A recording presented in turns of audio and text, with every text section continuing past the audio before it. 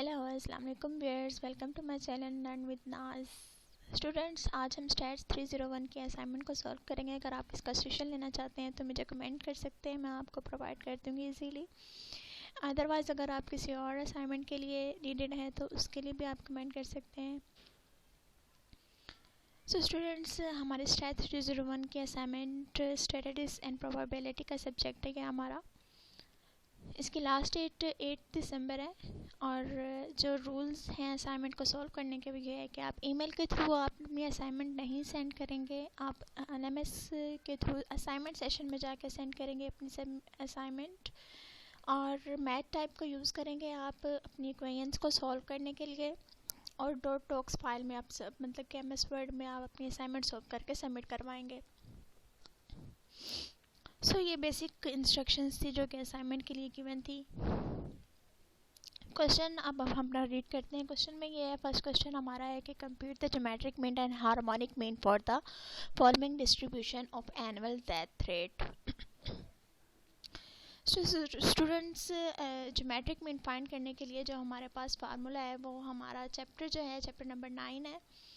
तो इसके अकॉर्डिंग हमारे पास इधर दो फार्मूलाज हैं। एक हमारे पास कुछ इस तरह से फार्मूला बनता है और एक हमारे पास कुछ इस तरह से फार्मूला बनता है। सो स्टूडेंट्स, आपको ये कन्फ्यूजन होगी कि हम फार्मूला कौन सा यूज़ करें। फार्मूला यूज़ करने के लिए सबसे पहले मैं आपको बता दूं, जो ये फार्मूला होता है सिंपल फार्मूला ज्योमेट्रिक मीन का, ये जस्ट उन वैल्यूज़ के लिए होता है जिसमें हमारे पास जस्ट एक्स की वैल्यूज़ गिवन हो या हमारे पास सिंपल वैल्यूज़ गिवन हो। It's mean that ungroup data, एक ग्रुप डाटा होता है हमारे पास और एक अनग्रुप डाटा होता है। तो ये हमारे पास अनग्रुप डाटा है, मतलब कि एक ग्रुप के थ्रू इसको डिफाइन नहीं किया गया। इसी तरह जब हमारे पास ग्रुप डाटा होता है ना, मतलब कि जैसे हमारे क्वेश्चन में गिवन है हमारे पास एक्स की कई वैल्यूज़ गिवन है, इसके बिहाइंड पे हमारे पास एफ की वैल्यू भी कई गिवन है। तो इस लिहाज से हम ये फार्मूला यूज़ करेंगे। इस फार्मूले के लिए अब हमने सॉल्व करने के लिए क्वेश्चन को सबसे पहले हमने जी x find log of x find करना। लॉग ऑफ एक्स फाइंड करने के लिए सिंपली आपने क्या करना है, 3.95 इनकी जितनी भी एक्स की वैल्यू है उनका आपने लॉग ले लेना है। लॉग लेके आप लॉग लेने के लिए आप क्या करेंगे, सिंपल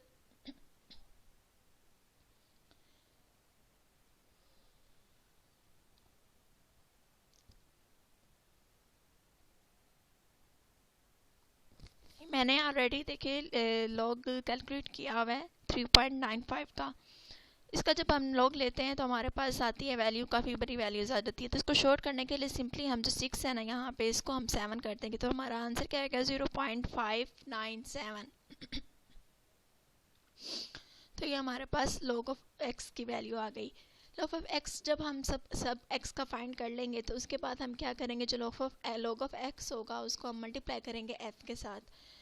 तो हमारे पास एफ लॉग एक्स, इस सब की वैल्यूज़ हमारे पास गिवन आ जाती हैं। तो इसका जब हम सम लेंगे, हमें क्योंकि सम रिक्वायर्ड है तो हम इसका सम करेंगे, इन सब वैल्यूज़ को हम सम कर देंगे। तो हमारे पास इसका समीशन जो है वो 8.45 आएगा। अब n की वैल्यू हम कैसे कैलकुलेट करेंगे, n की वैल्यू सिंपली हमारे पास जो फ्रीक्वेंसी है, f stand for frequency, frequency को हम सारी फ्रीक्वेंसी को ऐड कर देंगे तो हमारे पास 88 आ जाता है।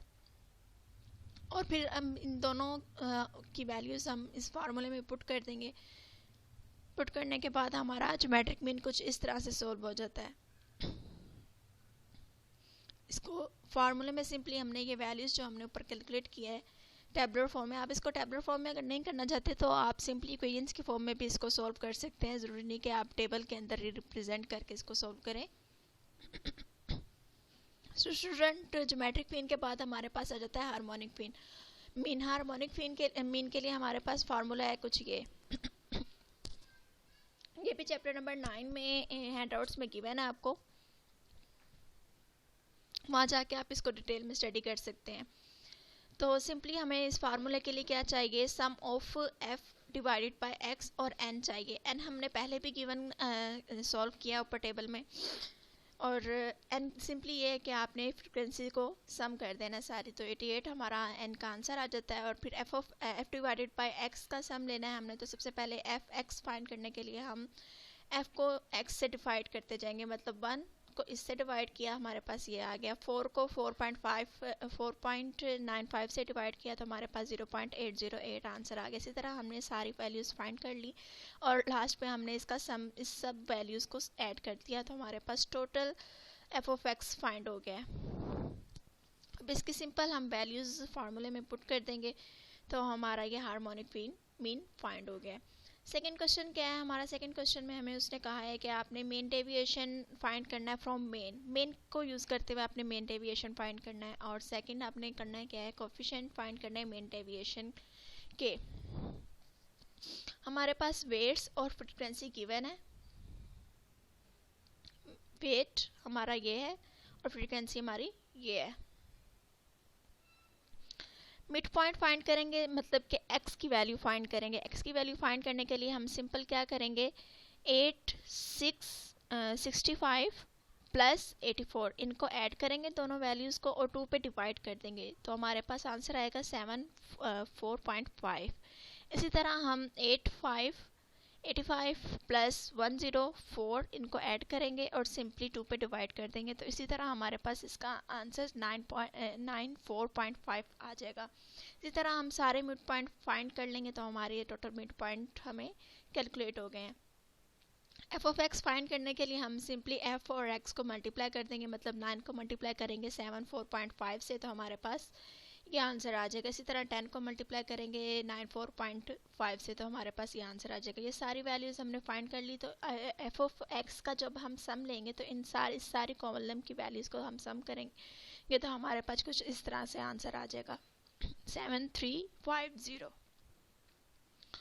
सो स्टूडेंट्स, मेन फाइंड करने के लिए मेन डेविएशन फाइंड करने के लिए जो हमारे पास फार्मूला है, ये फार्मूला है हमारे पास, mean deviation is equal to sum of f x minus mean deviation,